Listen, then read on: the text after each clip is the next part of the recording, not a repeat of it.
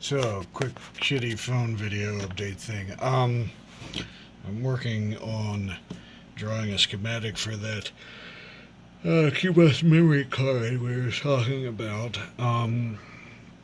So, this is the hardest part that I've been working on, actually interfacing this to the RAM. After this part's done, it's relatively easy, but here we've got some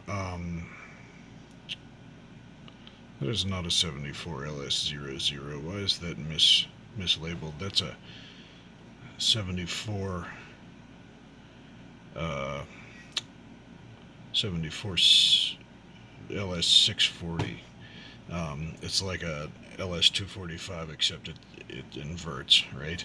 Because the QBus has active low signals on it and uses inverting bus drivers, kind of like the TRS-80 Model 2 that we have explored earlier on the channel. And then on the other side of those bus drivers, which also serve to uninvert the signals that we're going to be messing with, we have these latches that are latched by the sync pulse that we talked about the other day when we were looking at that diagram, and it's buffered through this 74 LS14.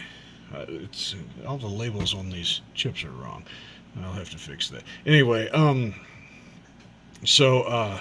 then it gets the latches get reset by the init signal that the machine generates from the, I think it generates that from the power supply, power goods signals when the machine boots, but I'm not, I need to review that. And I haven't gotten there yet, but we're also going to have to clear those latches, I think, when we detect the falling edge of the reply signal, but I haven't gotten that far yet. And then this is the decoding here. It takes the BS7 signal into account to keep the RAM chip selects from getting asserted when the I/O page is being accessed. Otherwise, it decodes A20 and A21. And also uses rate byte and A0 to generate chip selects for the low bank of 512K chips and the high side of the 512K chips. So CS0 would select the first meg of the low 8 bits here and the high 8 bits here, right? And so on and so forth up to 4 megabytes. And then we're generating our output enable and write enable signals for the RAM chips using DN and D out, but we're also taking BS7 into account to keep them from farting with the messing around when segment 7 is selected, the IO segment. And then here we got another NAND gate just drawn differently, going through this RC circuit. And then that'll go into like a Schmidt-Turker inverter, but I'll probably have another NAND gate here somewhere that I can use for that after I work on some of this other stuff that I can put into that. And that'll generate that reply signal that'll start to end the bus cycle, or the sub-cycle on a read, modify, write cycle, I think.